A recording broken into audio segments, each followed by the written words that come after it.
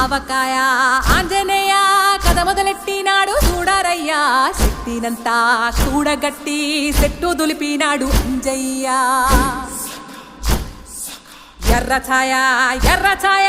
కోతి అవతార వెంటమాయ కట్టి సేత పట్టకుండా కాయ కోసినాడు కపిలయ్యా